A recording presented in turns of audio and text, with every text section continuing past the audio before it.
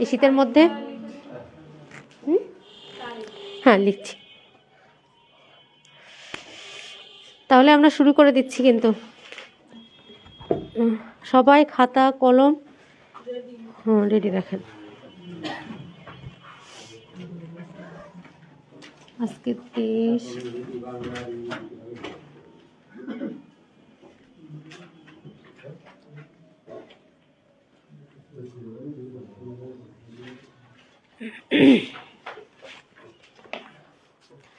আমরা গতদিন পড়ছিলাম অ্যানাটমির, কি পড়ছিলাম আপনি বলেন?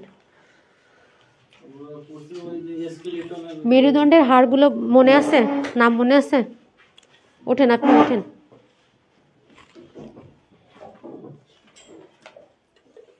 এই পুরো মেরুদণ্ডের হাড়কে কয় ভাগে ভাগ করছিলাম? এইটুকু আবার রিভিউ করতেছি, ঠিক আছে?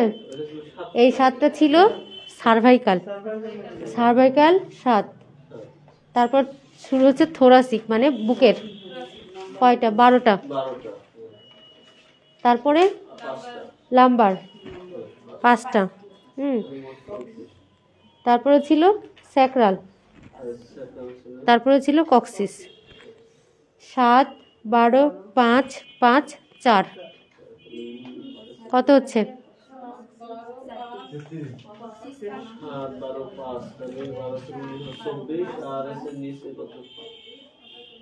33। তাহলে এইটাই।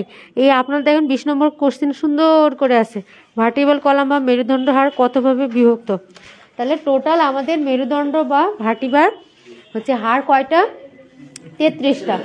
সেখানে আমরা ভাগ করছি সার্ভাইকাল, থোরাসিক 12টা। কারো বুঝতে অসুবিধা হলে ফ্র্যাঙ্কলি বলবেন। সেদিন হয়তো অনেকেই ছিলেন কিনা আমি মনে করতে পারছি না, 2-1 হয়তো নতুনও আছে। লাম্বার 5টা, স্যাক্রাল 5টা, কক্সিস 4টা হাড় নিয়ে, তাহলে টোটাল 33টা। এ পড়া কিন্তু শেষ। দেখেন 21 নম্বর দেখেন মাথার। এদিকে আমরা কয়টা বলছিলাম মাথার? এটাকে বক্স, একটা হচ্ছে স্কালেট বক্স হিসেবে এবং ফেস। টোটাল এই 8টা ছিল, আর এই ফেসে ছিল 22টা। হ্যাঁ 14 আর 8 টোটাল 22টা ছিল।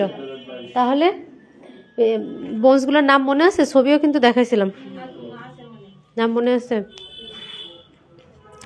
ঠিক আছে, তাহলে একজন আমাকে হচ্ছে স্কালের গুলো বলবেন। হ্যাঁ, স্কাল বোনস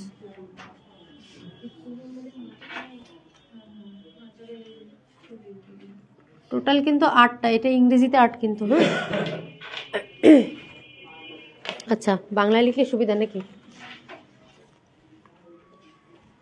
টোটাল 8টা। একজন বলেন, কে বলবেন? আপনি বলেন, ক্লাস করেননি সেদিন, তাহলে আপনি বলেন। আমি আপনার নিজের মাথায় দেখব। হ্যাঁ, হাত দিয়ে দেখাই দেন, তাহলে বেশি সুবিধা হবে। সবাই ওনার দিকে খেয়াল করেন। পরে লিখা, বইয়ে লিখা আছে, ওই বাসে যে ইয়ে করবেন, আগে শুনবেন তারপরে লিখবেন।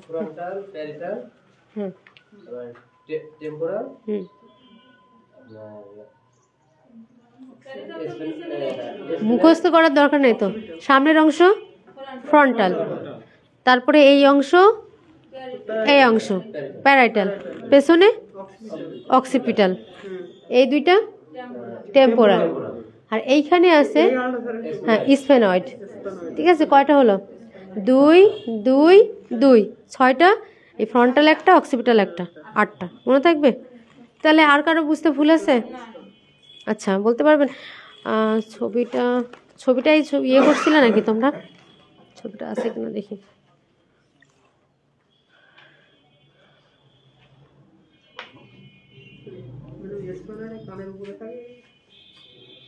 টেম্পোরাল বোন আর ফ্রন্টাল বোনের মাঝখানে ছোট।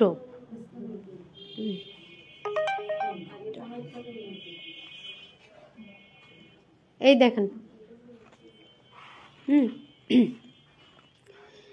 সব থেকে বড় অংশ জুড়ে আছে প্যারাইটাল, দুই পাশে 2টা। ঠিক আছে, এই যে আমাদের যে মাথার উঁচু অংশ থাকে, টিকি বলে যে বাংলায়, ঠিক আছে, সেই টিকির এই পুরাটা কিন্তু এই প্যারাইটাল, এই এমিনেন্সটা। ঠিক আছে, দুই পাশে এরকম থাকে, এই অংশ হচ্ছে প্যারাইটাল।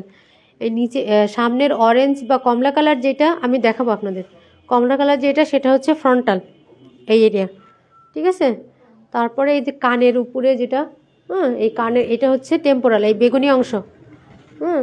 আর এই যে সবুজ অংশ পেছনে ফিরে আসে ওটা অক্সিপিটাল।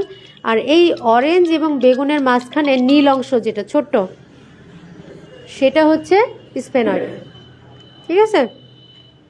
আচ্ছা, আপনারা দেখেন সামনের অরেঞ্জ ফ্রন্টাল, ফ্রন্টাল, প্যারাইটাল, এটুকু হচ্ছে টেম্পোরাল, সবুজটা হচ্ছে অক্সিপিটাল, আর মাঝখানে হচ্ছে স্ফেনয়েড, 8টা, ঠিক আছে।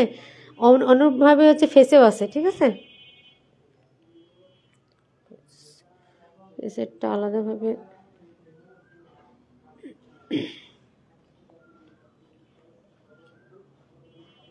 এই যে ফেসেরটা, ঠিক আছে। জাস্ট মানে বেশি গ্রস সামনে থেকে যেগুলো বোঝা যায় এগুলো মনে রাখলেই হবে। এইটা তো জানেন নোজ, নাজাল বোন, এই দুইটা, ঠিক আছে। এই যে সুন্দর দেখা যাচ্ছে নাজাল বোন, দুই পাশে এই দুইটা দিয়ে নাজাল বোন হচ্ছে। আর মাঝখানে যেটা এই যে এখানে সাদা অংশ যেটা দেখা আছে, হ্যাঁ এখানে ওইটা হচ্ছে, ওইটার নাম আমরা ভোমার বলি, ভোমার, ঠিক আছে। আর ওই ভিতরের কিছু অংশ আছে ওইগুলো যে প্যালাটাইন, ওগুলো আমরা বুঝতে পারবো না। প্যালাটাইন হচ্ছে আবার ওই যে হা করলে যে উপরে চাপ দিলে যে শক্ত অংশ, আমাদের হায়ের যে শক্ত অংশ উপরের দিকে তালু বলি যেটা, হ্যাঁ মুখে হা করলে যে তালু শক্ত অংশ, ওটা প্যালাটাইন বোন দিয়ে হয়। আর সফট প্যালেট দিয়ে হয় হচ্ছে নরম অংশটা, ঠিক আছে। এটা গেল। আর এই তো এই অংশ ম্যাকজিলা, এদিকে জাইগোমেটিক, ম্যান্ডিবল, ঠিক আছে। এই মোটামুটি টোটাল আছে 14টা। কারো বুঝতে অসুবিধা হলে জিজ্ঞেস করতে হবে, ঠিক আছে।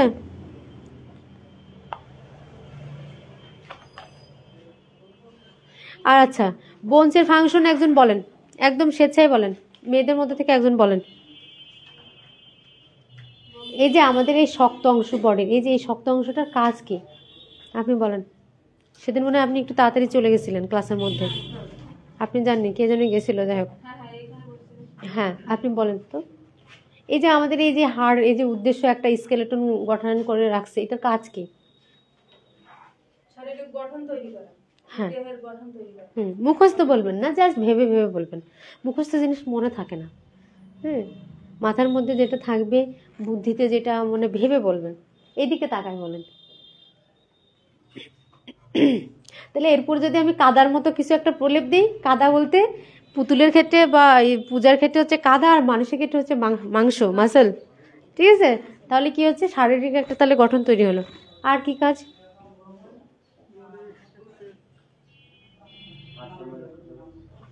বলেন? অনেক কাজ আছে তো, ভাবেন ভাবেন, ভেবে ভেবে বলেন। এই যে কত যে ছোটবেলার থেকে পড়ছেন, তা আপনি ওরকম ভেঙে গেছেন, বাঁকা হয়ে গেছেন, যেখানে যেখানে পড়ছেন সেখানে সেখানে কি এরকম বাঁকা হয়ে গেছেন? তাহলে কি করতেছে, আপনার ভিতরের জিনিসগুলোকে প্রোটেক্ট করতেছে, রক্ষণাবেক্ষণ করতেছে না। যে অল্প ব্যথাতেই কিন্তু আপনার হার্ট নষ্ট হয়ে যাচ্ছে না, ফুসফুস নষ্ট হচ্ছে না, পেটের নাড়িভুড়ি ইনজুরি হচ্ছে না, হচ্ছে। তাহলে ভেতরের নরম অংশসমূহকে রক্ষা করা। তারপরে কি করছে, শরীরের ওজন বহন করা। ওজন বহন করায় আমি কি কি বলছিলাম, মেন কাজ এই স্পাইনাল কর্ড করে, ঠিক আছে। তারপরে এই যে পায়ে 2 ফিমারে ভাগ হয়ে ওই যে পায়ের নিচের অংশে চলে যায়, ঠিক আছে। এই গেল। তারপরে এই যে হাঁটু ব্যথা 30-এর পর মাজা ব্যথা শুরু হয়, সবাই কি করে, হাসপাতালে যেয়ে বলে ক্যালসিয়াম দেন, ক্যালসিয়াম দেন। তাহলে কি হচ্ছে, এটা হচ্ছে ক্যালসিয়ামের যে আমাদের টোটাল বডির যে একটা বিপাক প্রক্রিয়া সেটা মেনটেন করতেছে, হ্যাঁ। কারণ একটা হাড় তৈরি হতে গেলে এর ভিতরে কি থাকে, অস্থি মজ্জা বলে, যে বোন ম্যাট্রিক্স, ইংলিশে বলে বোন ম্যাট্রিক্স। তো এগুলোর জন্য ক্যালসিয়াম খুব গুরুত্বপূর্ণ একটা মানে উপাদান, ঠিক আছে। তাহলে এটা গেল। তারপর আরও অনেক কী করতেছে, এটা আমাদের হচ্ছে এই যে এটার নাম কি বলছিলাম, স্টারনাম। এইটা থেকে বোন ম্যারো তৈরি হয়, ঠিক আছে। বোন ম্যারো থেকে, বোন ম্যারোর মধ্যে আবার 2টা আছে, লাল আর হলুদ অস্থিমজ্জা, ঠিক আছে। সেখানে লাল যেটা আমাদের লোহিত রক্তকণিকা তৈরি করে, শ্বেত রক্তকণিকা আসে, হ্যাঁ, আমাদের বডিতে যে লিম্ফোসাইটগুলো, বিভিন্ন ধরনের টি লিম্ফোসাইট, বি লিম্ফোসাইট, নাম শুনছেন কিনা? যাক, এগুলো শোনার কথা না। হ্যাঁ, ওই যে অনেক সময় লিম্ফোমা বলি না, যে হচ্ছে এটাও একটা কিন্তু ক্যান্সার। হ্যাঁ, তো লসিকাতন্ত্রের অন্তর্ভুক্ত আর কি, বাংলায় লসিকাতন্ত্র মানে আরও কঠিন। ঠিক আছে, তো ওইগুলো সব এই বোন ম্যারো থেকে তৈরি হচ্ছে। যে অনেক সময় যাদের বলে না ব্লাড ক্যান্সার হচ্ছে, ব্লাড ক্যান্সার হলে তখন এই যে বোন ম্যারোর এই উপাদানগুলো, বিশেষ করে রক্ত থাকে না কেন গায়ে, কারণ এই যে এই বোন ম্যারো থেকে ডাব্লিউবিসি আরবিসি আসে। তখন ওই যদি এই ব্লাড ক্যান্সার বা লিউকেমিয়া হয় বা আরও বিভিন্ন ধরনের ক্যান্সার আছে, তখন কি হয়, এই বোন ম্যারো থেকে ওইগুলো আর বসেন, আপনি বসেন, তখন হচ্ছে আর ওইগুলো তৈরি হতে পারে না। যার কারণে কি হয়, ইমিউনিটিও থাকে না, যার কারণে ডাব্লিউবিসি কমে গেলে যে রোগগুলো হওয়ার, যে সিমটমগুলো হওয়ার সেগুলো হয়, আরবিসির জন্য যেগুলো হওয়ার সেগুলো হয়, এবং আরবিসি প্লাটিলেট কমে গেলে যেগুলো হওয়ার সেগুলো সমস্যা হয়। ব্লিডিং হতে থাকে, জ্বর থাকে, ইনফেকশন থাকে বিভিন্ন ধরনের। হ্যাঁ, শারীরিকভাবে দুর্বল হয়ে যায়। দেখবেন যে অনেক সময় এমনও হয়, আমরা শুনেছি যে 1 সপ্তাহ জ্বর আসছে, মারা গেছে। ঠিক আছে, ওইটা কিন্তু কোনো স্বাভাবিক জ্বর ছিল না। হয়তো ব্লাড ক্যান্সারই হঠাৎ করে এসে 1 সপ্তাহের মধ্যে, এটাকে আমরা অনেক সময় অ্যাকিউট লিউকেমিয়া বলি, যে অনেক সময় 7 দিনের মধ্যে পেশেন্ট মারা যায়। খুব কম, এখন অবশ্য কমে আসছে, কারণ এখন হচ্ছে ট্রিটমেন্ট খুবই উন্নত হয়ে গেছে, কারণ এখন এই যে বোন ম্যারো কিন্তু ট্রান্সপ্লান্ট করা যাচ্ছে। ঠিক আছে, ডোনার থাকলে ট্রান্সপ্লান্ট করা যাচ্ছে এখন। এইগুলো জাস্ট আমাদের এত কিছু জানার দরকার নেই, এই যে আমাদের এই হার্ট থেকে এটা আসতেছে, ঠিক আছে, পরে আস্তে আস্তে মাথায় ঢুকবে। হ্যাঁ, এটা আমাদের জানার জন্য যে বোনসের কাজ কী, সেজন্য আমি বলতে গেলাম যে এখান থেকে ওই যে ওইটা তৈরি না হলে যে লিউকেমিয়া, ব্লাড ক্যান্সার ট্যান্সার এগুলো হচ্ছে। ঠিক আছে, আরও অনেক কাজ আছে। হ্যাঁ,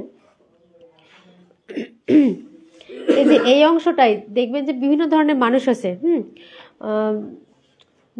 ডেভেলপমেন্টাল যদি অ্যানোমিয়া হয়, তাহলে এই অংশগুলো কারো ছোট হচ্ছে, কারো বড় হচ্ছে, লম্বা খাটো নির্ধারণ হচ্ছে না। তাহলে আমরা মেন কাজ মনে রাখবো কি, বডির স্ট্রাকচার তৈরি করতেছে, প্রোটেকশন দিচ্ছে, তারপরে ওয়েট বহন করতেছে, এবং ওই যে ক্যালসিয়ামের বিপাক প্রক্রিয়া নিয়ন্ত্রণ করতেছে, এবং আমাদের যে ডাব্লিউবিসি আরবিসি এগুলো তৈরি করতেছে, রক্তকণিকা যে আমরা পড়ছিলাম না সেটা। তারপরে কি সব থেকে ইম্পর্টেন্ট, যে আপনি হাঁটাচলা করতেছেন ওইটার উপর ভর করে। এবার আসেন সেল, এখানে CEL হবে, ডবল এল হবে। হ্যাঁ, এটা হয়ে গেছে কল।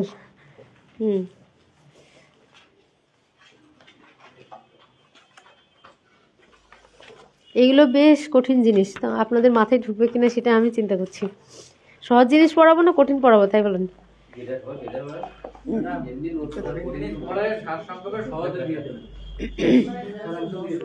আচ্ছা, সেল মানে, সেলের বাংলা কি আমরা জানি? কোষ। কোষ মানে ধরেন এই যে আমাদের এই যে এই অংশটা তৈরি হয়েছে, এর মধ্যে হাজার হাজার কোষ। তো হচ্ছে আমাদের বডির অংশে একটা হচ্ছে একক বা ইউনিট, সেটাই হচ্ছে কোষ।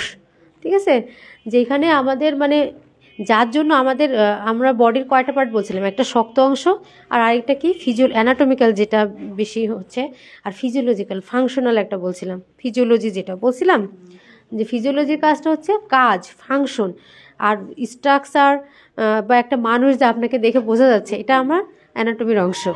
হ্যাঁ, আর আপনি যে তার জন্য আপনার মানুষের ভেতরে যে আপনার শ্বাস প্রশ্বাস নিচ্ছেন, চোখে দেখছেন, ওই যে প্রস্রাব হচ্ছে, বা আপনার যে খাদ্য প্রক্রিয়া হজম হচ্ছে, বা হার্ট পাম্প করতেছে, রক্ত চলাচল করছে, এইগুলো হচ্ছে ফিজিওলজির অংশ।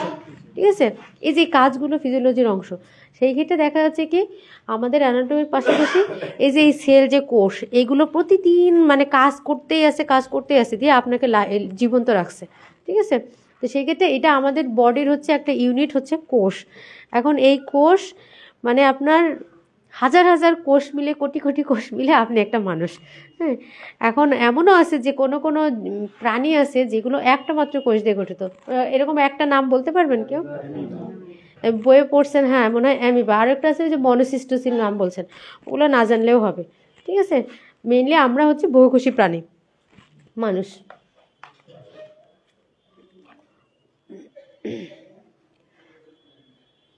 আচ্ছা, একটা ইউনিট যখন হচ্ছে সেটা কোষ, আর যখন এই অনেকগুলো কোষ একসাথে হচ্ছে সেটাকে আমরা বলতেছি কলা বা টিস্যু।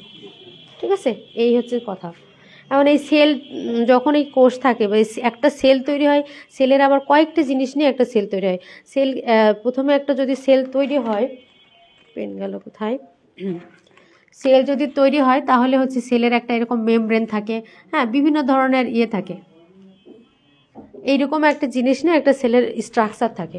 সেইখানে একটা নিউক্লিয়াস থাকে, নিউক্লিয়াসের বাইরে নিউক্লিয়ার মেমব্রেন থাকে, হ্যাঁ, তারপরে হচ্ছে সাইটোপ্লাজম থাকে বিভিন্ন রকম, এর মধ্যে মাইটোকন্ড্রিয়া থাকে, তারপরে হচ্ছে গোলগি, এগুলো কিন্তু হিস্টোলজি চলে যাচ্ছে, গোলগি বডি থাকে, ঠিক আছে। এইগুলো কি আছে কিনা আমি দেখি, নাহলে আপনাদের মাথায় ঢুকবে না। আছে তো, হ্যাঁ, বিভিন্ন ধরনের, এটা একটা ধরেন একটা সেল যদি আমরা মাইক্রোস্কোপ দিয়ে দেখি তাহলে এরকম দেখা যাবে, ঠিক আছে, এরকম দেখা যাবে। এর মধ্যে মেন হচ্ছে প্রাণকেন্দ্র থাকে নিউক্লিয়াস, নিউক্লিয়াসকে ঘিরে নিউক্লিয়ার পর্দা বা নিউক্লিয়ার মেমব্রেন, ঠিক আছে। এই ছোট ছোট ইয়েগুলো হচ্ছে সাইটোপ্লাজম, মাইটোকন্ড্রিয়া থাকে, হ্যাঁ, গোলগি কমপ্লেক্স থাকে, তারপরে ধরেন বিভিন্ন ধরনের মাইক্রোটিবিউল, ইনক্লুশন বডি, এটসেট্রা, অনেক কিছু থাকে, ভ্যাকিওল, এগুলো সব ইয়ে আছে, এখানে আছে দেখেন, রাইবোজোম, লাইসোজোম, সব কিছু। তো এইগুলো বিভিন্ন জিনিসের বিনিময়ে আমাদের কোষ তৈরি হচ্ছে। আপনারা জাস্ট এটা পরীক্ষার জন্য পড়ে নেবেন, কিন্তু বুঝতে অসুবিধা হলে আমাকে জানান।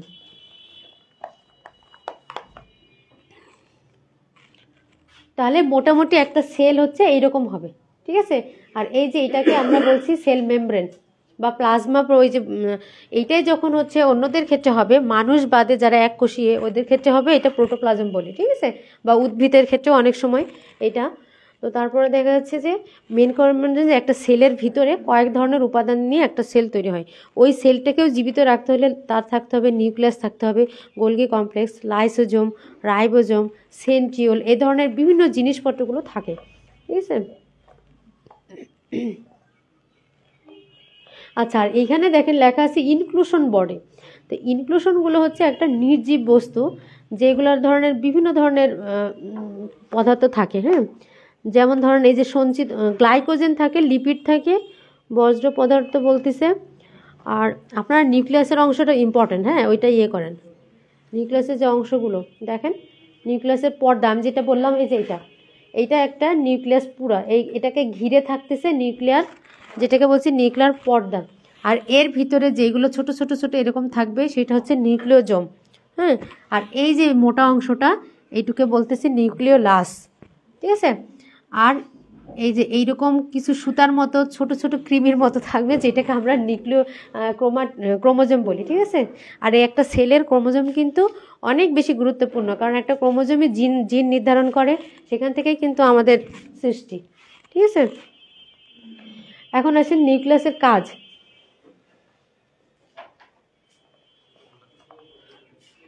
আচ্ছা, নিউক্লিয়াসের কাজটা, ওই যে ওই ছেলেটার নাম কি, মুখ দেখা যাচ্ছে না, আর সবার মার্কস কই, নিউক্লিয়াসের কাজটা আপনি রিডিং পড়েন জোরে জোরে, সবাই যেন শুনতে পায়।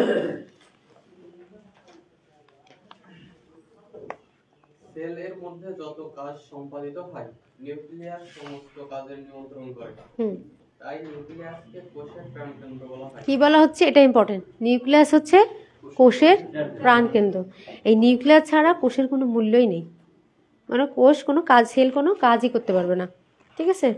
তারপরে 1965 সালে রবার্ট হুক কোষের অস্তিত্ব সম্বন্ধে মত প্রকাশ করেন। তিনি অনুবীক্ষণ যন্ত্রের কোয়ার্কে মৌচাকের মতো ছোট্ট ছোট্ট কক্ষ দেখিতে পান। তিনি এদের নাম দেন কোষ বা সেল। অতএব আমরা বলতে পারি জীবদেহের জৈবিক ক্রিয়ার সহিত একক বা সেল বা কোষ বলে। তারপর ওই পাশে চলে যান, কোষের উপাদান দুইটা বলতেছে, কি বলছে এই লাইনটা দাগ দিবেন, কোষের উপাদান দুইটি।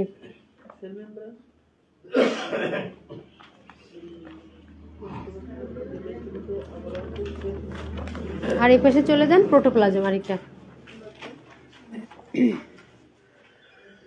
পড়েন, থামতে বলিনি তো।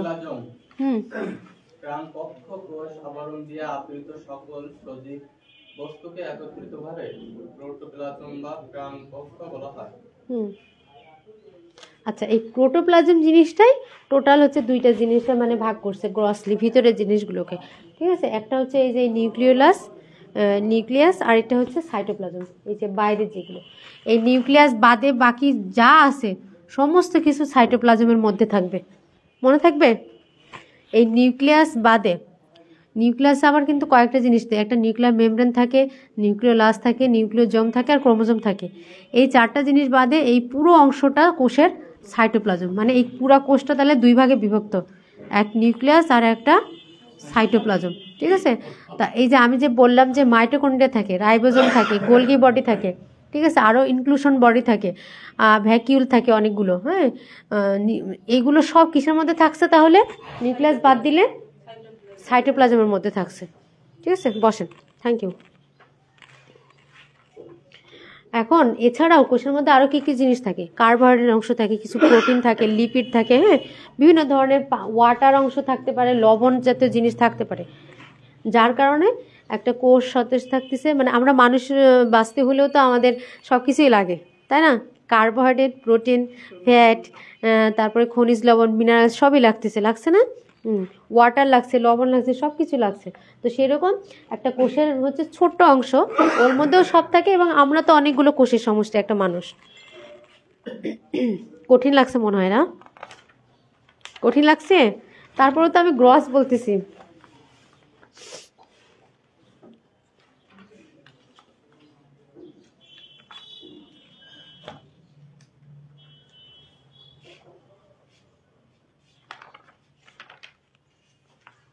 আরেকটি জিনিস যেটা জানতে হবে, ওই যে ক্রোমোজোমের কথা বললাম না, ক্রোমোজোম মানব দেহে কয়টা থাকে জানেন? কয়টা থাকে? ক্রোমোজোম কয়টা থাকে? না, 23 জোড়া। হ্যাঁ, 23 জোড়া ক্রোমোজোম থাকে, মানে 46টা। 23 জোড়া 46টা। তার মধ্যে হচ্ছে, হ্যাঁ, এইটা পুরো এই পেজের মধ্যে এটাই গ্রস, এই যে এইটুকু যা আছে না, এর মধ্যে এই জিনিসটাই শুধু জানতে হবে। এর মধ্যে সমস্ত মানবদেহে 23 পেয়ার্স ক্রোমোজোম থাকছে।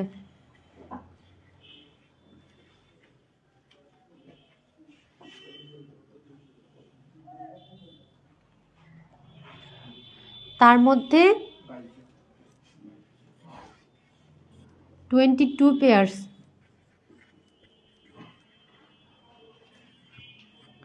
আর 1 পেয়ার ভাগ করে দিব, ঠিক আছে। 22 পেয়ারের নাম হচ্ছে অটোজোম,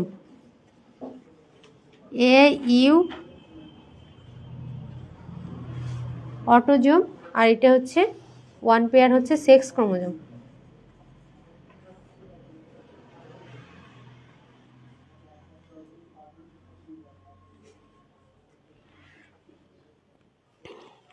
দেখা যাচ্ছে? অটোজোম মানে এটা আমাদের পুরো বডি তৈরি করে। এই যে আমরা একটা মানুষ, এইটা টোটাল এই 22 জোড়া বা 44টা ক্রোমোজোম দিয়ে কন্ট্রোল হচ্ছে, মেনটেন হচ্ছে, ঠিক আছে।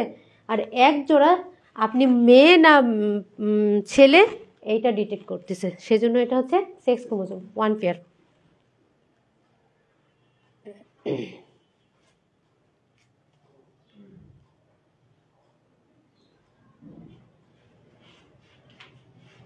তাহলে পুরো একটা 1 পেয়ার নিয়ন্ত্রণ করতেছে আপনি মেয়ে না ছেলে, এই জন্য ওটাকে বলছি সেক্স ক্রোমোজোম। আর 22 পেয়ার হচ্ছে আমাদের বডি, সোমাটোফর্ম বা বডি তৈরি করছে, এটাকে অটোজোম বলতেছি, ঠিক আছে। এখন শোনেন, এটুকু লেখা হয়েছে? লেখা হলে রেসপন্স করবেন, আমি মুছে দিব।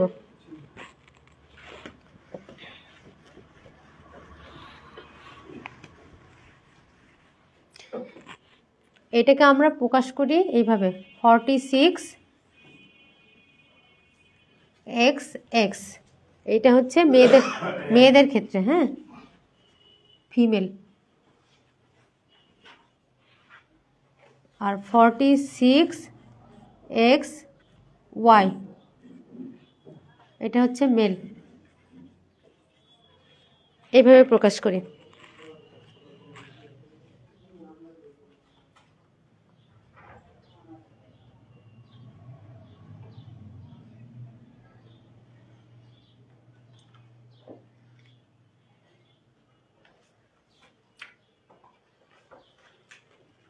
লেখা হয়েছে? তোমার কলম কই? নাকি তুমি সব জানো এগুলো?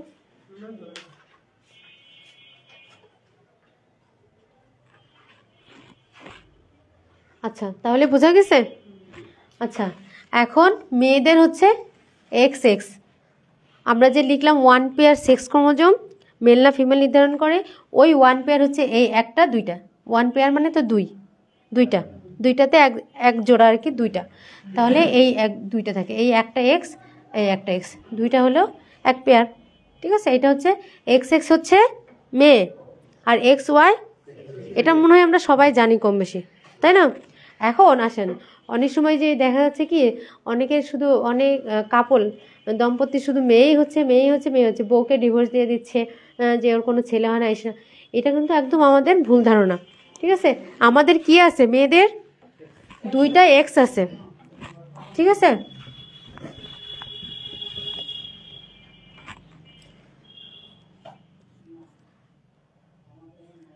এফতে ফিমেল, হ্যাঁ, আর এক্স ওয়াই এটা হচ্ছে মেল। আচ্ছা, পাশে লিখি মেল ফিমেল।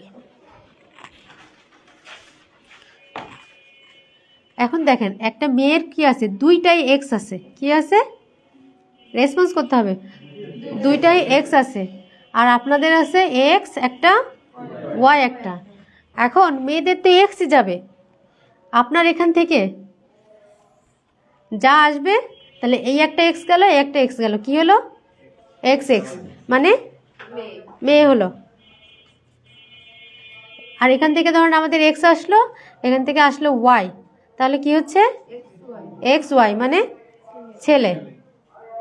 তাহলে দেখেন, একটা মেয়ের কোনোই ভূমিকা নাই, এই ভূমিকা কোত্থেকে আসছে, একটা পুরুষ, একটা ছেলে যা দিচ্ছে ওই সন্তানটা তাই হচ্ছে, একটা পুরুষ থেকে যা আসছে। একটা পুরুষ যদি আমাদেরকে এক্স দেয় তাহলে হচ্ছে এক্স এক্স মিলে মেয়ে হবে, একটা পুরুষ যদি ওয়াই দেয় তাহলে এক্স ওয়াই মিলে আমাদের ছেলে হবে। তাহলে এটা আমাদের ধারণাটা কি রং। ঠিক আছে, আশা করি আমাদের মধ্যে থেকে আর এই সমস্যাটা হবে না। হ্যাঁ, বরঞ্চ নিজেকেই দায়ী করবেন যে আমি কেন এ ওয়াই দিতে পারি না।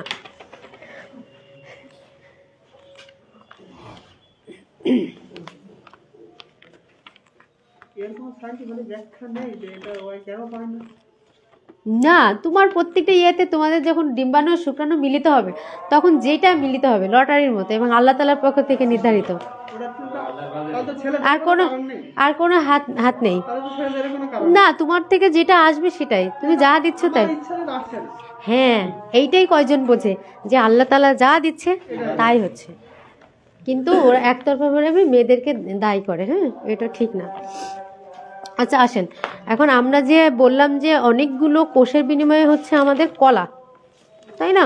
টিস্যুটা কি অনেকগুলো কোষের সমষ্টিকেই আমরা বলতেছি কলা, হ্যাঁ, বা টিস্যু। তো এইগুলোতে মানব দেহে, মানে এই যে আমাদের দেহে যে আছে কলাগুলো, এগুলোকে কয়েক ভাগে ভাগ করছে, 4টা প্রধান ভাগে ভাগ করছে। আচ্ছা, আজান দিচ্ছে, সরি।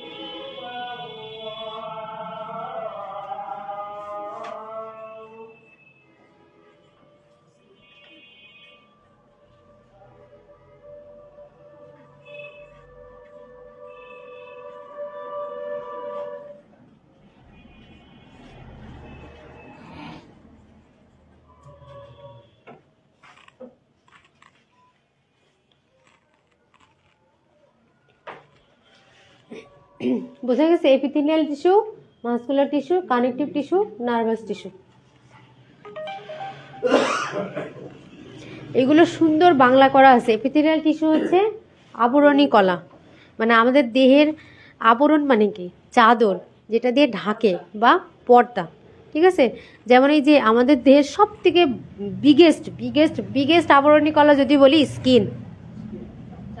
আপনার পুরো শরীরটাকেই সে পর্দা দিয়ে ঢেকে রাখছে। হ্যাঁ, এপিথেলিয়াল টিস্যুর মধ্যে আসবে এটা। আর যোজক কলা বা মাসকুলার টিস্যু যেটা হচ্ছে পেশি কলা বলি, সেগুলোর কয়েকটা ভাগ থাকে। হ্যাঁ, ওটা মানে আমরা পরে পড়বো। এই যে মাংসগুলো, এটাই হচ্ছে পেশি কলা। এইগুলোর মধ্যে স্কেলেটাল আছে, হ্যাঁ, স্মুথ মাসল আছে, আর একটা কার্ডিয়াক মাসল। হার্টের যেটা স্পেশাল স্পেশাল স্পেশাল বৈশিষ্ট্যযুক্ত মাসলটা হচ্ছে আমাদের কার্ডিয়াক মাসল, যেটা ওই মাসকুলার টিস্যুর মধ্যে, ঠিক আছে?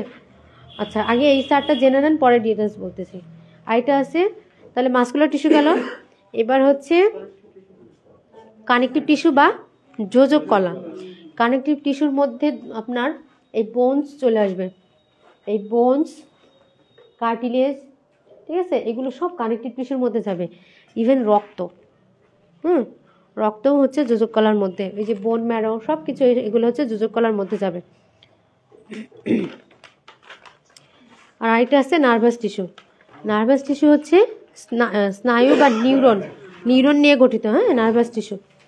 তা নার্ভাস টিস্যুর হচ্ছে আপনার নার্ভাস সিস্টেম আছে আমাদের, ওইটার ইউনিট হচ্ছে নিউরন বা একক, ঠিক আছে?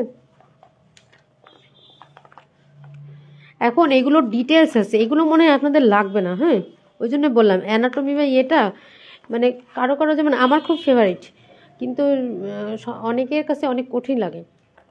কিন্তু একটু বুঝে পড়লে, হ্যাঁ, অ্যানাটমি কিন্তু বেশ টাফ, বেশ টাফ।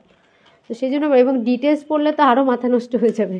তো পরীক্ষার জন্য তো একটু পড়াই লাগবে, পরে আপনি শর্টকাট করলে সেটা আপনার স্কিলনেস, আপনার সামর্থ্য অনুযায়ী, ঠিক আছে? এখন দেখেন, আসেন প্রথমেরটাই আসতেছে এপিথেলিয়াল টিস্যু, যেটাকে আমরা বলছি আবরণী কলা। সুন্দর করে লেখা আছে যে বিভিন্ন অংশের আবরণ তৈরি করে। এটাই হচ্ছে আবরণী কলা। তাছাড়াও আবরণী কলা কিছু সময় শরীরে অ্যাবজর্পশনের কাজও করে। অ্যাবজর্পশন মানে শোষণের কাজও করে, ঠিক আছে? সেটা হচ্ছে, এবং অনেক সময় সিক্রেশন করে। হ্যাঁ, যেমন ধরো ইন্টেস্টাইনের বাংলা বুঝি তো, ক্ষুদ্রান্ত, আমাদের যে নাড়িভুঁড়ি এক কথায়, সেই নাড়িভুঁড়ির যে এপিথেলিয়াল টিস্যু, সেটা কি করে, আমরা যে বিভিন্ন খাবার খাই সেই খাবারগুলো শোষণের কাজে হেল্প করে, ঠিক আছে? তাই অনেক সময় কারো কারো যদি এমন হয় যে ভিটামিন এর অভাব আছে, তাহলে অ্যাবজর্পশনে সমস্যা হয়। আর এই ধরো যখন আমরা খাদ্য খাই, তখন ওইটা হজম প্রক্রিয়াতে অনেকগুলো রসের ব্যাপার আছে, নিঃসরণ হয়, ঠিক আছে? যেই কারণেই বলছে, এটা নিঃসরণেও হেল্প করতেছে এবং অ্যাবজর্পশনেও হেল্প করতেছে আবরণী কলা। যেমন দেখা যাচ্ছে, দেখো এখানে কয়েকটা আবরণী কলার ভাগ দেওয়া আছে, ঠিক আছে? Transitional epithelium, squamous epithelium, cuboidal, columnar, এইগুলো টানা মুখস্থ করতে হবে, কিছু করার নেই। হ্যাঁ, ট্রানজিশনাল এপিথেলিয়াম একটা উদাহরণ দিই, আমাদের যে ব্লাডার আছে, মূত্রথলি যে এই পর্দাটা হচ্ছে কাভারিংয়ের নাম ট্রানজিশনাল এপিথেলিয়াম, ঠিক আছে? স্কোয়ামাস এপিথেলিয়াম আমাদের মেয়েদের যে সার্ভিক্সের অংশে পাওয়া যাচ্ছে স্কোয়ামাস। তাছাড়া কি হয়, আমাদের যে ইসোফেগাস, ইসোফেগাস মানে খাদ্যনালী যে আছে এইখানে, ওইটা হচ্ছে স্কোয়ামাস। আরও বহুত স্কোয়ামাস আছে। কিউবয়েডাল হচ্ছে আপনার বিভিন্ন জার্ম সেলগুলো, যেমন ওই যে ওভারি, হ্যাঁ, বা ছেলেদের টেস্টিস, এইগুলোর যে কাভারিংয়ের মধ্যে কিউবয়েডাল থাকে। কলামনার হচ্ছে যে কোনো সিক্রেশন অ্যাবজর্পশনের সাথে জড়িত জিনিসগুলো, যেমন হচ্ছে আপনার পুরা ইন্টেস্টাইনের যে এপিথেলিয়াম, ম্যাক্সিমাম সব সিম্পল কলামনার এপিথেলিয়াম, ঠিক আছে? আরেকটা হচ্ছে এটা হবে স্ট্র্যাটিফাইড। হ্যাঁ, এটা হলো এক স্তর বিশিষ্ট, এটা হলো বহু স্তর বিশিষ্ট। স্ট্র্যাটিফাইড হচ্ছে তোমার একটা উদাহরণ দিই, মানে কিরাটিনাইজড বলে। স্ট্র্যাটিফাইড যেটা দেখবা, মনে রাখবা এভাবে, যে হচ্ছে যেইগুলোতে খুব কাজ বেশি, রাফ কাজ, সেইগুলোতে স্ট্র্যাটিফাইড স্কোয়ামাস এপিথেলিয়াম থাকে। যেমন জিবা, হ্যাঁ, আমাদের জিবা, জাবর কাটা, খাওয়া, সব কিছু মানে অনেক কিন্তু টর্চার, হ্যাঁ, এই এই জায়গাগুলো হচ্ছে স্ট্র্যাটিফাইড, সহজে মনে রাখার। তারপরে ভেজায় না, এইগুলো হচ্ছে স্ট্র্যাটিফাইড স্কোমাস এপিথেলিয়াম। ঠিক আছে, এই গেল। কিউবয়েডাল তো বললাম, কলামনারও বললাম। তো এটার এই কিছু কিছু, যেমন এই যে এখানে কিউবয়েডাল আর কলামনার এই তিনটা দেখেন, শুধুমাত্র ট্রানজিশনালটা বাদে এই তিনটাই মিল আছে, স্কোমাস, কিউবয়েডাল, কলামনার। এরা এক স্তর বিশিষ্ট হতে পারে, বহুস্তর বিশিষ্টও হতে পারে। হ্যাঁ, এখন একটা যে জিনিসটা আমাদের জানতে হবে সেটা কি, যাদের রেগুলার জার্ড হয়, জার্ড মানে গ্যাস্ট্রো ইসোফেজাল রিফ্লেক্স ডিজিজ, অনেকে বলে না ঢেকুর উঠে আর গলা জ্বলে যায়, এরকম মানে অ্যাসিডিটির সমস্যা যদি দীর্ঘ সময় হতে থাকে, তখন কি হয়, আমাদের যে এই এখানে থাকে কি লাইনিংটা থাকে হচ্ছে লাইনিংটা থাকে ইসোফেগাসের কি বললাম, স্কমাস বললাম।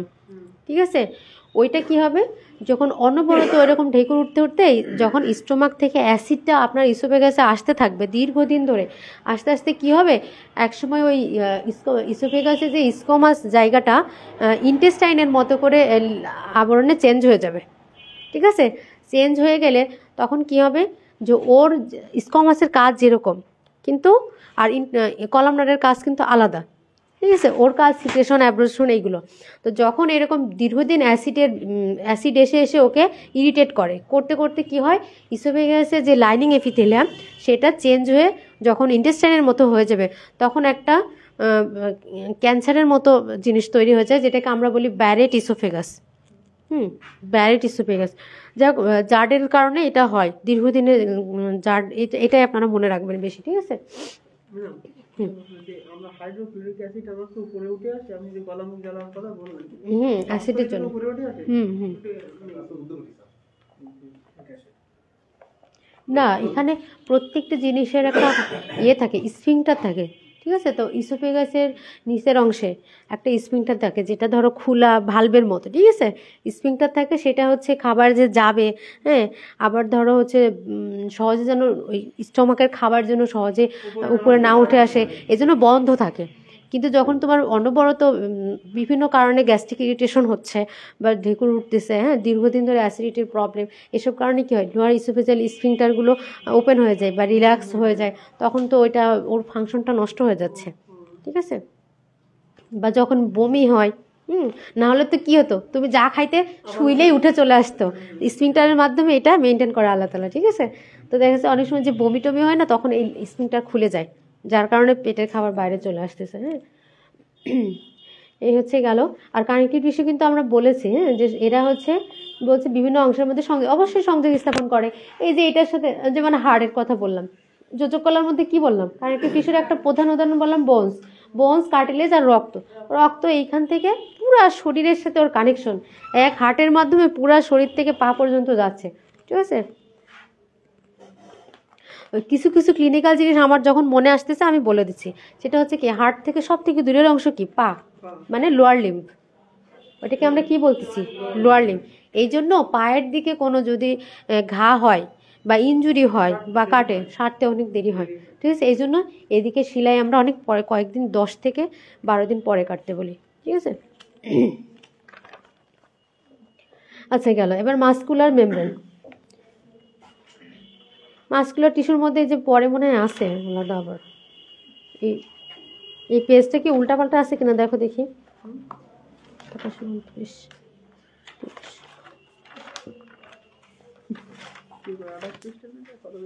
মানে এখানে কেমন জানি গুছালো না, একটু সমস্যা আছে।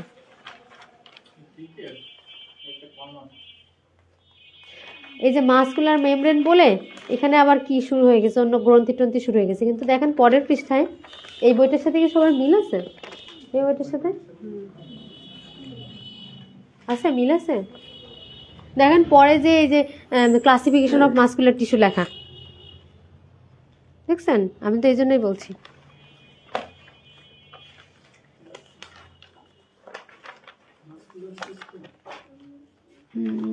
এই যে পরের পৃষ্ঠায় দেখেন, এই যে ক্লাসিফিকেশন অফ মাসকুলার টিস্যু, পেশিকলা। এই যে পেশিকলা 3 প্রকার, স্কেলেটাল মাসল, কার্ডিয়াক মাসল আর স্মুথ মাসল। হ্যাঁ, হতে পারে, এটাই তো। তাহলে এই কয়টা হচ্ছে ওখানে হবে। হ্যাঁ,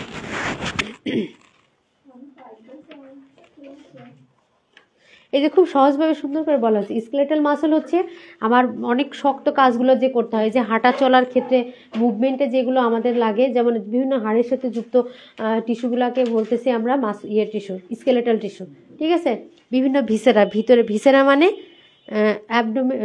অ্যানাটমির বা শরীরের নরম অংশগুলোকে আমরা ভিসেরা বলছি। যেমন একটা ভিসেরা কি, হার্ট একটা ভিসেরা, লাংস একটা ভিসেরা, তারপরে কিডনি একটা ভিসেরা, ইন্টেস্টাইন একটা ভিসেরা, টেস্টিস একটা ভিসেরা, মেল জেনিটাল অর্গান একটা ভিসেরা, ফিমেল জেনিটাল অর্গান একটা ভিসেরা। ঠিক আছে, এগুলো সব ভিসেরা বলি বা নরম অংশ বা সফট পার্ট। ঠিক আছে, ওগুলোতে থাকে স্মুথ যেটা মাসল। ঠিক আছে, আচ্ছা, আর কার্ডিয়াক মাসল হচ্ছে এটাও এক ধরনের স্পেশাল টাইপের স্কেলেটাল মাসল, কারণ হার্টের কাজ কিন্তু অনেক বেশি, সব সময় পাম্প করতেই থাকে।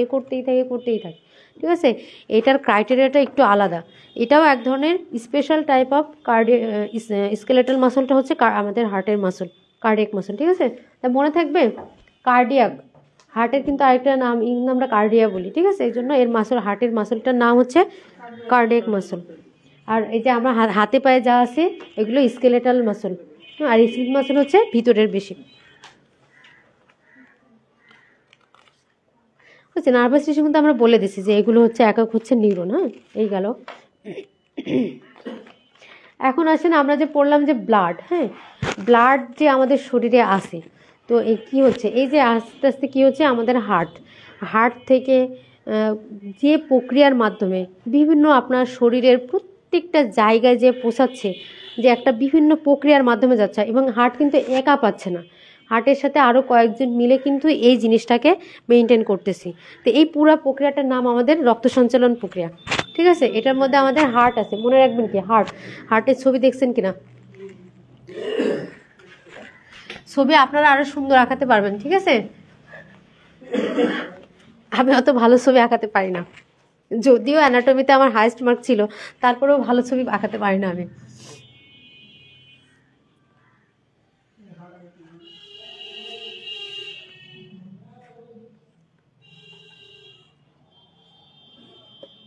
আচ্ছা যাক, মোটামুটি একটা হার্ট। ঠিক আছে, খুবই সুন্দর হয়েছে, কিন্তু পড়ার সময় এটা হচ্ছে শিরা উপশিরা, খুব ভালো হয়েছে। ঠিক আছে, তো যাই হোক, এটা হচ্ছে আমাদের একটা হার্ট, মনে করেন এটাই হার্ট।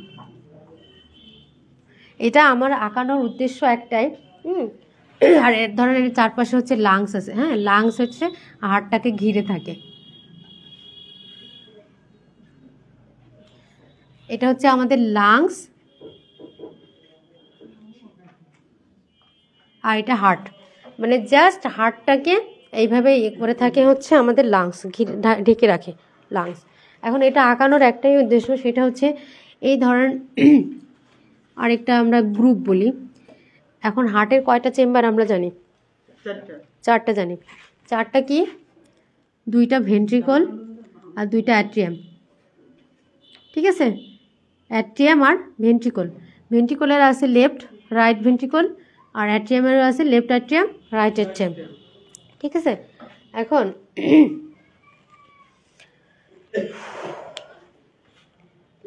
প্রথমে যাওয়ার অংশটা বলি। যাওয়ার অংশটা কি, যখন হার্টটা পাম্প করে। আচ্ছা, প্রথমে বলি, এই ধরেন রাইট অ্যাট্রিয়াম, সবাই দেখতে না পেলে বলবেন, নাহলে একটু দাঁড়ানো, অসুবিধা নেই। হ্যাঁ, আমি তো ছোটোখাটো আছি, আমার মাথার উপর দিয়ে দেখতে পারবেন, এদিকের লোক দাঁড়ান একটু। ঠিক আছে, এই ধরেন প্রথমে একটা ব্লাড আমাদের এই সুপিরিয়র ভেনা ক্যাভা বলে। সুপিরিয়র ভেনা ক্যাভা হচ্ছে একটা গ্রেট ভেসেলের মধ্যে, মানে একটা বড় ধরনের শিরা, যেটা আমাদের আপার লিম্বের, পুরা বডির আপার লিম্ব এদিককার এবং নেক, হ্যাঁ, এই রিজনের ব্লাডগুলো কালেক্ট করে, মানে ডিঅক্সিজেনেটেড ব্লাড, মানে অক্সিজেন ছাড়া দূষিত ব্লাডগুলো কালেক্ট করে সুপিরিয়র ভেনা ক্যাভা ঢেলে দেয় রাইট অ্যাট্রিয়ামে। রাইট অ্যাট্রিয়াম থেকে এখানে একটা ভালভ আছে, সেই ভালভের মাধ্যমে আসে রাইট ভেন্ট্রিকলে। রাইট ভেন্ট্রিকলে আসে। রাইট ভেন্ট্রিকল আবার সেরকমই আরেকটা আছে, হ্যাঁ, গ্রেট ভেসেল, এটার নাম হচ্ছে ইনফিরিয়র ভেনা ক্যাভা। আর উপরে আসে হচ্ছে ধরেন সুপিরিয়র ভেনা ক্যাভা। সুপিরিয়র ভেনা ক্যাভা পুরো বডির উপরের অংশের ব্লাড ড্রেন করে নিয়ে আসে। ঠিক আছে, আর ইনফিরিয়র ভেনা ক্যাভা নিচের অংশের, মনে থাকবে। গ্রসলি এই জিনিসটা জানতে হবে, গ্রসলি। গ্রস মানে জিস্ট, যেটুকু না জানলেই না, ঠিক আছে। তাহলে সুপিরিয়র ভেনা ক্যাভা বডির উপরের অংশের রক্ত ড্রেন করে কি করে হচ্ছে রাইট অ্যাট্রিয়ামে ঢেলে দেয়। এবার রাইট অ্যাট্রিয়াম থেকে কী করে, রাইট অ্যাট্রিয়াম থেকে এখানে একটা ভালভ আছে যেটাকে আমরা অ্যাট্রিওভেন্ট্রিকুলার ভালভ বলি, ঠিক আছে। ওই ভালভের মাধ্যমে রাইট ভেন্ট্রিকলে আসে। রাইট ভেন্ট্রিকল থেকে এই ভিতর দিয়ে একটা কানেকশন আছে, ঠিক আছে। এই ভিতর দিয়ে কি করে, যেটাকে আমরা বলছি পালমোনারি ভালভ। এই ভেন্ট্রিকল থেকে এই ভেন্ট্রিকল যখন কন্ট্রাক্ট করে, রাইট ভেন্ট্রিকল এরকম কন্ট্রাক্ট করার মাধ্যমে ব্লাডগুলোকে সব পালমোনারি ভালভের মাধ্যমে ফুসফুসে পাঠায় দেয়। হ্যাঁ, ফুসফুসে পাঠায় দেয়। আর আমরা প্রতিদিন কি করছি, নিঃশ্বাস নিচ্ছি, নিঃশ্বাসে তাহলে আমাদের ফুসফুস কি অক্সিজেনে ভর্তি। এই যে বডির কাম সেরে ধরেন দূষিত ব্লাড আসলো, মানে যেখানে অক্সিজেনের পরিমাণ কম, কার্বন ডাইযুক্ত ব্লাড বেশি, ওই ব্লাডটা তাহলে আসলো উপরের অংশ সুপিরিয়র ভেনা ক্যাভার মাধ্যমে আসলো, আর বডির নিচের ব্লাডগুলো আসলো ইনফিরিয়র ভেনা ক্যাভার মাধ্যমে। এসে কি করলো, সব এই যে রাইট অ্যাট্রিয়ামে ঢেলে দিচ্ছে, রাইট অ্যাট্রিয়াম থেকে রাইট ভেন্ট্রিকলে দিচ্ছে, হ্যাঁ, রাইট ভেন্ট্রিকল থেকে পালমোনারি ভালভের মাধ্যমে ফুসফুসে পাঠায় দিল। ফুসফুস থেকে এবার অক্সিজেন গ্রহণ করতেছে ব্লাডগুলো, হ্যাঁ, পিওর ব্লাড, ঠিক আছে। যখন হচ্ছে এই জন্য কি এখান থেকে পালমোনারি ভালভ হয়ে পালমোনারি আর্টারির মাধ্যমে লাংসে চলে যাচ্ছে, ঠিক আছে। লাংস থেকে অক্সিজেন গ্রহণ করে ব্লাডটা অক্সিজেনযুক্ত হলো, মানে সুস্থ হলো, সতেজ হলো, বিশুদ্ধ ব্লাড হলো।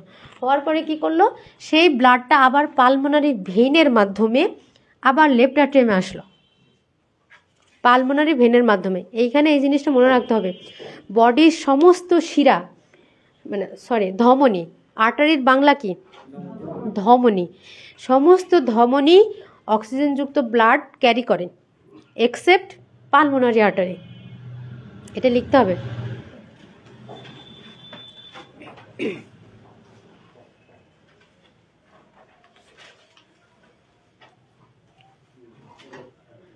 তাহলে বডির সমস্ত ধমনী মানে আর্টারি অক্সিজেনযুক্ত ব্লাড ক্যারি করে except pulmonary artery.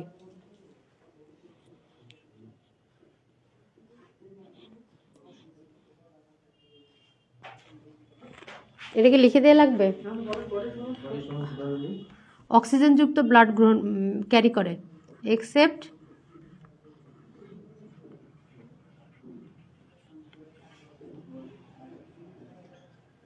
Pulmonary artery. এটা কি করে, এটা ডিঅক্সিজেনেটেড ব্লাড ক্যারি করে, মানে দূষিত, ঠিক আছে।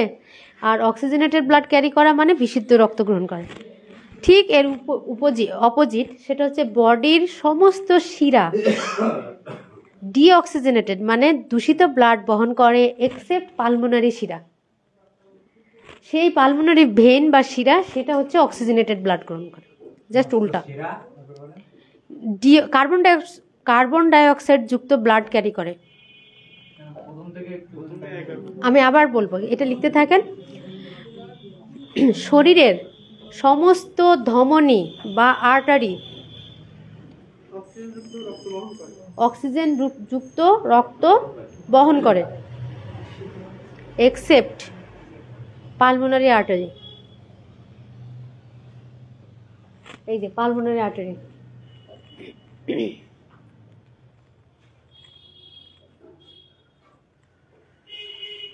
এইভাবে লিখবেন। O2 দিয়ে অক্সিজেন, ঠিক আছে, আর CO2 দিয়ে কার্বন ডাইঅক্সাইড।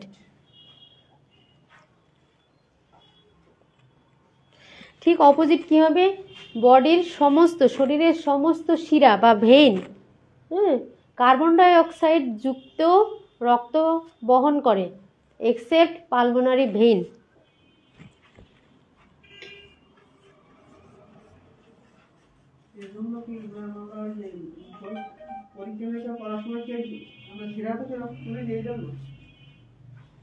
দূষিত রক্ত তুলে নিই আমাদের শরীর থেকে না, ওটার কারণে না। আমরা তো আটারি থেকে তুলতে পারতাম, কিন্তু আমরা তো শিরা থেকে নিই। আর্টারি হচ্ছে এত সুপারফিশিয়াল থাকে না, ভেনগুলো সুপারফিশিয়াল থাকে। তাহলে কে কি লিখলেন বলেন দেখি, কি বললাম? বডির সমস্ত জোরে বলো যেন সবাই শুনতে পায়। বডির সমস্ত ধমনীগুলো অক্সিজেনযুক্ত রক্ত বহন করে। হুম। বডির সমস্ত শিরাগুলো কার্বন ডাইঅক্সাইড যুক্ত রক্ত বহন করে, এক্সেপ্ট, এটা লিখো নাই, জাস্ট উল্টা হবে। সমস্ত ধমনী অক্সিজেন যুক্ত বহন করে এক্সেপ্ট, এক্সেপ্ট বানান লিখতে পারছেন না, তাহলে আমাকে বলতে হবে তো। এক্সেপ্ট মানে ব্যতীত, মানে এই পালমোনারি আর্টারি ব্যতীত সমস্ত আর্টারি অক্সিজেনযুক্ত রক্ত বহন করে, আর পালমোনারি ভেন ব্যতীত সমস্ত শিরা কার্বন ডাইঅক্সাইড যুক্ত রক্ত বহন করে। বোঝা গেছে এবার? এটা কিন্তু অনেকবার বলছি, বোঝা গেছে এবার? হ্যাঁ, এইবার আসেন, যখন এই যে পালমোনারি আর্টারি থেকে এই দূষিত রক্ত সমস্ত শরীরের নিচের থেকে উপরের অংশ আসলো, এসে রাইট ভেন্ট্রিকল থেকে পালমোনারি আর্টারির মাধ্যমে ফুসফুসে গেল, মানে ফুসফুসে গেল পালমোনারি আর্টারির মাধ্যমে কি রক্ত গেল? কার্বন ডাইঅক্সাইড যুক্ত, মানে পালমোনারি আর্টারির মাধ্যমে যাচ্ছে কার্বন ডাইঅক্সাইড যুক্ত রক্ত গেল হচ্ছে লাংসে। হ্যাঁ, লাংসে গেল কিসের জন্য? এই যে অক্সিজেন পাওয়ার জন্য, কারণ লাংসে তো আমাদের প্রচুর বাতাস, অক্সিজেন। এইখান থেকে অক্সিজেনেটেড হয়ে কিসের মাধ্যমে যাচ্ছে? পালমোনারি ভেনের মাধ্যমে যাচ্ছে, পালমোনারি ভেনের মাধ্যমে। তাহলে পালমোনারি ভেন কি রক্ত নিয়ে যাচ্ছে?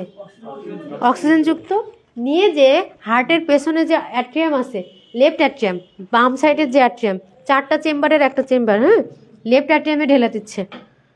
ঠিক আছে, এখন লেফট অ্যাট্রিয়াম এই ভালভের মাধ্যমে লেফট ভেন্ট্রিকলে পৌঁছায় দিচ্ছে সেই রক্ত।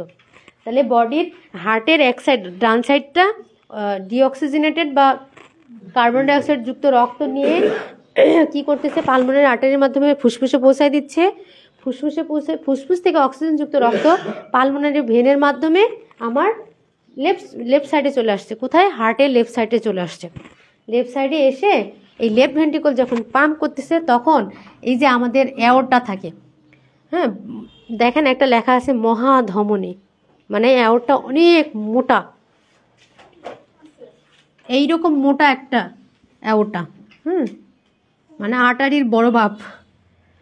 মানে কারণ কি? কারণ আছে তো, কারণ অনেক রক্ত আসতেছে একসাথে, এই জন্য এত মোটা আর্টারির মাধ্যমে এসে তখন কি করতেছে? মোটা এই যে এখান থেকে যেটা উঠছে, এটাকে আমরা এই অ্যাওর্টারই নাম বিভিন্ন রকম। এই যে এখানে একটা বাঁক আছে, এটা উঠছে বলে এটুকুর নাম অ্যাসেন্ডিং অ্যাওর্টা। এটুকু বাঁক হয়ে আছে, এর জন্য এর নাম আর্টস অফ অ্যাওর্টা। আর এইটুকু নামছে বলে এর নাম ডিসেন্ডিং অ্যাওর্টা। হ্যাঁ, এর মাধ্যমে বিভিন্ন শিরা, উপশিরা, মানে বিভিন্ন আর্টারির মধ্যে বিভিন্ন ব্রাঞ্চে বডির সমস্ত জায়গায় এই ব্লাড পৌঁছে দিচ্ছে, অক্সিজেনেটেড ব্লাড। তার জন্য আমরা এরকম তাজা হয়ে আছি। কিন্তু এটা সেকেন্ডে কতবার ঘটতেছে, যার জন্য আমরা কিচ্ছু বুঝতেই পারছি না, কিন্তু এত ঘটনা ঘটতেছে। তাই ওই যে পালস রেট দেখি না, পালস রেট দেখি নর্মাল কত, 60 থেকে 90 পালস রেট। তো দেখা যাচ্ছে যার এই যে হার্ট যতবার পাম্প করতেছে মিনিটে, ততবার হচ্ছে, হ্যাঁ, এরকম অক্সিজেনযুক্ত রক্ত প্রত্যেকটা এই আঙ্গুলের টিপ পর্যন্ত পৌঁছায় দিচ্ছে। ঠিক আছে, এখন পালস এর বেশি হয়ে গেলে, ট্যাকিকার্ডিয়া হলে আমরা কেন খারাপ বলতেছি? কারণ ওর শরীরে অক্সিজেন কম বলে হার্টকে বেশি বেশি কাজ করতে হচ্ছে, বেশি বেশি পাম্প করে ওই অক্সিজেনের চাহিদা পূরণ করার আল্লাহ তাআলার পক্ষ থেকে চেষ্টা করতেছে। যার জন্য কি করতে, শরীরে একটা চেঞ্জ করতেছে, না মানে একটা ওয়ার্নিং দিচ্ছে যে না, তোমার শরীরে অক্সিজেন কম আছে, তার জন্য বারবার পাম্প করে হার্টবিটটা বাড়ায় দিচ্ছে। ঠিক আছে, মানে হার্ট অনেক বেশি জোরে বেশি পাম্প করে অক্সিজেন পৌঁছানোর চেষ্টা করছে। এরকম একটা কারণ কি? যখন অ্যানিমিয়া থাকে বা শরীরে রক্তশূন্য থাকে, তখন অক্সিজেন বহন করার ক্ষমতাটা কমে যাচ্ছে, যার কারণে ওই যে বুক ধড়ফড় করে। ম্যাক্সিমাম দেখবেন রক্তশূন্য রোগী বলে বুক ধড়ফড় করে, মাথা ঘুরে, অল্পতেই হাঁপায় যায়, কারণ ওর শরীরে অক্সিজেন কম বহন করতেছে। হ্যাঁ, যার জন্য হার্টবিটটা বাড়ায় দিচ্ছে, যে বেশি পাম্প করে যেন শরীরটা সুস্থ থাকার চেষ্টা করতেছে, যে হার্টবিট বা পালস রেটটা বাড়ায় দেওয়ার মাধ্যমে। ঠিক আছে, মনে থাকবে। অনেক জটিল জিনিস পড়া দিচ্ছে যেটা এখানে নেই। তাহলে দেখছেন এই যে ব্লাডটা তাহলে কিভাবে আসলো এবং পুরো শরীরে গেল, এই পুরো প্রক্রিয়াটার নাম হচ্ছে আমাদের রক্ত সঞ্চালন প্রক্রিয়া, ব্লাড সার্কুলেটরি সিস্টেম। তার জন্য কি লাগলো? হার্ট লাগলো, মহাধমনী বা অ্যাওর্টা লাগলো, আর্টারি লাগলো, শিরা মানে শিরা ভেন লাগলো, ঠিক আছে। আরও ছোট ছোট যে ক্যাপিলারি আছে, কৈশিক জালিকা বলে, ওগুলো আপনাদের না জানলেও হবে, জাস্ট মুখস্থ। এই মেন জিনিসটা আমি বোঝাতে পারছি? এটা কি খুব জটিল লাগছে? জটিল লাগলে আমি আরেকবার রিপিট করব। হ্যাঁ, কারণ এই জিনিসটা যদি আপনি একবার বেসিক মাথার মধ্যে সুন্দরভাবে ঢুকে যায়, আপনার অনেক কিছু সহজ হয়ে যাবে ডায়াগনোসিস করার ক্ষেত্রে, ঠিক আছে। সেটা হচ্ছে কি, আমরা পড়ছিলাম কি, বডির আপার লিম্ব কোনটুকে বলতেছিলাম? উপরের অংশটুকুকে আপার লিম্ব বলতেছিলাম, ঠিক আছে, আর এই অংশটুকুকে লোয়ার লিম্ব বলছিলাম। তা এই নেক রিজনের এবং এই আপার লিম্বের রক্তটা আমাদের, এই যে এখানে দেখেন বলছে কি ভেন বা শিরা, তাহলে উপরের অংশটুকু SVC মানে সুপিরিয়র ভেনা কেভা, সুপিরিয়র ভেনা কেভা, ঠিক আছে। লিখে দিই,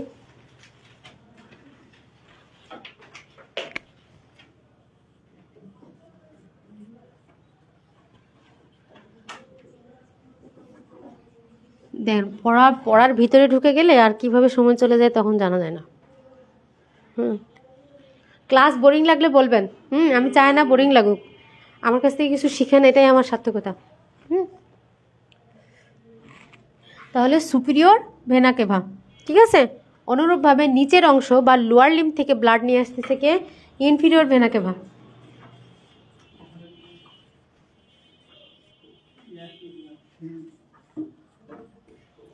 মনে থাকবে কি হচ্ছে?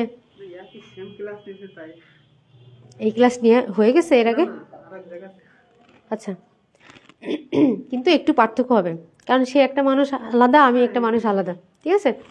যাক, তাহলে সুপিরিয়র ভেনা কাভার মাধ্যমে উপরের ব্লাড আসতেছে, নিচের ব্লাড আসতেছে ইনফিরিয়র ভেনা কাভার মাধ্যমে, ঠিক আছে, আসতেছে। এবং এসে সুপিরিয়র ভেনা কাভা এসে রাইট এট্রিয়ামে ব্লাডগুলো ঢেলে দিচ্ছে। কি ব্লাড বলেন তো, তাহলে বুঝবো যে বুঝতে পারছেন কিনা। হ্যাঁ, দূষিত ব্লাড মানে কার্বন ডাইঅক্সাইড যুক্ত, কার্বন ডাইঅক্সাইড যুক্ত। সাথে সাথে আমার সাথে পার্টিসিপেট না করলে তো মাথায় ঢুকবে না। কি ব্লাড? কার্বন ডাইঅক্সাইড যুক্ত ব্লাড। ইনফিরিয়র ভেনা কাভা দিয়ে নিচের অংশ থেকে আসতেছে কি ব্লাড? সবাই বলেন, কার্বন ডাইঅক্সাইড যুক্ত ব্লাড এসে কি করতেছে হচ্ছে এই যে রাইট অ্যাট্রিয়ামে, উপরের অংশটা রাইট অ্যাট্রিয়ামে ঢেলে দিচ্ছে, এখান থেকে নিচেরটা কি করতেছে ইনফিরিয়র ভেনা কাভা এসে রাইট অ্যাট্রিয়ামে দিচ্ছে, দিয়ে কি করলে এদের ওপেনিং থাকে এইখানে, বুঝছো, যে এসে হ্যাঁ দুইটাই এসে ওপেন করে, রাইট অ্যাট্রিয়ামে ব্লাডগুলো ঢেলে দিচ্ছে। তখন রাইট অ্যাট্রিয়াম কি করতেছে, এই কার্বন ডাইযুক্ত ব্লাড, কার্বন ডাইঅক্সাইড যুক্ত ব্লাডটা তখন কি করতেছে, এই পাশে চলে যায়, সেটা তখন কি করতেছে এই যে এখান থেকে, এইটা ধরুন রাইট অ্যাট্রিয়াম, এইখান থেকে রাইট ভেন্ট্রিকলে পাঠিয়ে দিচ্ছে, ঠিক আছে। রাইট ভেন্ট্রিকল থেকে পালমোনারি কোনাস হয়ে পালমোনারি আর্টারির মাধ্যমে কার্বন ডাইঅক্সাইড যুক্ত ব্লাড লাঙে নিয়ে যাচ্ছে। এর দুই পাশে দুইটা এরকম আছে, ঠিক আছে। পালমোনারি আর্টারির মাধ্যমে কার্বন ডাইঅক্সাইড যুক্ত ব্লাড লাঙে নিয়ে যাচ্ছে। কোথায় নিয়ে যাচ্ছে? লাংস বা ফুসফুসে নিয়ে যাচ্ছে। ফুসফুস থেকে অক্সিজেন গ্রহণ করে ব্লাডগুলো পালমোনারি ভেনের মাধ্যমে কোথায় আসতেছে? রাইট সাইডের কাজ কিন্তু শেষ, এবার আসতেছে বিশুদ্ধগুলো লেফট অ্যাট্রিয়ামে, লেফট অ্যাট্রিয়াম থেকে লেফট ভেন্ট্রিকলে আসতেছে। এবার লেফট ভেন্ট্রিকল থেকে পাম্প করে আপনার মহাধমনী অ্যাওর্টা, আর অ্যাওর্টার মাধ্যমে পুরো শরীরে ছড়ায় যাচ্ছে, চলে যাচ্ছে, ঠিক আছে, বিভিন্ন ব্রাঞ্চিংয়ের মাধ্যমে চলে যাচ্ছে। এই বোঝা গেছে মোটামুটি? এই হচ্ছে আমাদের পুরো সার্কুলেশন। এইভাবেই আমরা জীবিত আছি, এইভাবে আমাদের রক্ত সঞ্চালন হচ্ছে দৈনিক, ঠিক আছে। যাই হোক, এই পর্যন্ত ক্লিয়ার কিনা বলেন?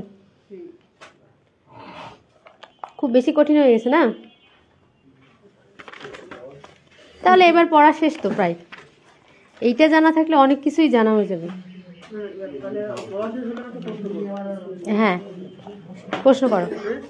প্রশ্ন মানে অক্সিজেন যখন আমাদের প্রেশারটা বেড়ে যাচ্ছে, তখন আপনি বললেন যে আমরা অক্সিজেন নিতে পারছি না, এই জন্য হার্ট হলো আপনার মানে প্রেশার বাড়া দিচ্ছে না, এটা পাম্পিং বাড়ায় দিচ্ছে, পালস রেট বেড়ে যাচ্ছে। অক্সিজেন আমাদের স্বল্প দরকার হবে। এই জায়গায় যদি আমি শ্বাসতন্ত্রের ব্যায়াম করি, এক্সট্রা শ্বাসতন্ত্রের ব্যায়াম, তাহলে কি আমার এটা কি ঘাটতি পূরণ হবে কিনা? না, আরো বেশি হবে। হ্যাঁ, বেশি হবে, বেশি হবে শ্বাসতন্ত্রের ব্যায়াম করলে। আরো বেশি হবে, কারণ এই কারণেই, কারণ হচ্ছে হার্ট এমনি শরীরের অক্সিজেন বহন ক্ষমতা, অ্যানিমিয়াতে কি হয়, রক্ত কম থাকলে কি হয়, আমাদের যে লোহিত হিমোগ্লোবিন আছে না, রক্তের প্রধান হিমোগ্লোবিনটা মেইনলি অক্সিজেন ক্যারি করে, এই যে এই সেলগুলোকে জীবিত রাখছে, ঠিক আছে, আমাদের শরীরের কোষগুলোকে জীবিত রাখছে। এই কোষগুলো আবার ওই অক্সিজেন ছাড়া কিন্তু কাজ করতে পারে না, তাদের মেটাবলিক চাহিদা পূরণ করতে পারে না। তো অ্যানিমিয়া হলে কি হয়, যখন রক্তের পরিমাণ কমে যাচ্ছে, হিমোগ্লোবিনের পরিমাণ কম, তখন কি করছে, হিমোগ্লোবিন যেহেতু কম, তাহলে অক্সিজেন কি করে, ক্যারি করার ক্ষমতাও কম। তখন কি হচ্ছে, এই টিস্যুগুলোতে এমনি হাইপোক্সিয়া বলি, অক্সিজেনের কম জিনিসটাকে হাইপোক্সিয়া বলে, হ্যাঁ। তো মানে অক্সিজেনের ঘাটতি হচ্ছে, তখন হার্ট কি করতেছে, যে বারবার দূষিত ব্লাড নিয়ে এসে দ্রুত অক্সিজেন যুক্ত ব্লাড যেন শরীরে যায়, ওর ওখানে অক্সিজেনের চাহিদা আছে, ওকে ডিমান্ড দেওয়ার চেষ্টা করতেছে, ওর কাছে পৌঁছে দেওয়ার। তখন কি করতেছে, হার্ট দ্রুত পাম্প করতেছে, বারবার পাম্প করতেছে, যে ওর যে ঘাটতি আছে ওই ঘাটতিটা পূরণ করি, ঠিক আছে। কিন্তু যখন তুমি আরও করবা, দৌড়াদৌড়ি করবা বা ব্যায়াম করবা, তখন হার্ট এই যে নিঃশ্বাসের ব্যায়াম, যে নিঃশ্বাস আমি যে বাইরে নিঃশ্বাস শ্বাসতন্ত্রের ব্যায়াম, নিঃশ্বাস নিচ্ছ যে, হ্যাঁ, ওতে তুমি অক্সিজেন করতে পারবা, কিন্তু তোমার মেন কি করতে হবে, ক্যারিং ক্ষমতাই তো কম। ধরো এমনকি ওইটা ধরো ম্যান পাওয়ার, হিমোগ্লোবিন ধরো শরীরের ম্যান পাওয়ার, অক্সিজেন প্রত্যেকটা সেলে পৌঁছায় দেবে, কিন্তু তোমার ম্যান পাওয়ারই কম। কিন্তু তুমি ধরো বেশি বেশি অক্সিজেন গ্রহণ করে কোনো লাভ হচ্ছে, তোমার যে কয়টা মানুষ সেই কয়টা মানুষই কাজ করে পৌঁছে দিচ্ছে, সেজন্য কি করতে হবে, ম্যান পাওয়ার বাড়াতে হবে, মানে হিমোগ্লোবিন কারেক্ট করতে হবে, বুঝতে পেরেছ? এই হচ্ছে কথা। আর বেশি যখন দৌড়াদৌড়ি করবা করবা, অ্যানিমিয়া বা রক্তস্বল্প রোগী আরও বেশি হাঁপায় যায়, কারণ তখন হার্টের উপর প্রচুর চাপ পড়ে, কার্ডিয়াক ওয়ার্কলোড বেড়ে যাচ্ছে। যখন ওয়ার্কলোড বাড়বে, হার্ট অনেক বেশি পাম্প করবে এবং তখন সব কিছু বাড়ায় দিবে, ট্যাকিকার্ডিয়া হবে, এবং ওই যে যখন অক্সিজেনের ঘাটতিতে পড়ে যাবে, তখন কিন্তু সে মাথা ঘুরে পড়েও যেতে পারে, ঠিক আছে। সুতরাং মেন কারেকশন হচ্ছে হিমোগ্লোবিন করতে হবে, ঠিক আছে, কিন্তু একটার সাথে আরেকটা রিলেটেড। আর কারো কোনো কোশ্চেন? পড়াটা কঠিন, আমার কোনো দোষ নেই, ঠিক আছে, পড়াটাই কঠিন, তাও আমি এই কঠিন পড়াটাকে সহজভাবে আপনাদের মাথায় ঢুকানোর চেষ্টা করছি, কারণ অ্যানাটমিটা আসলে কঠিন তো আছেই।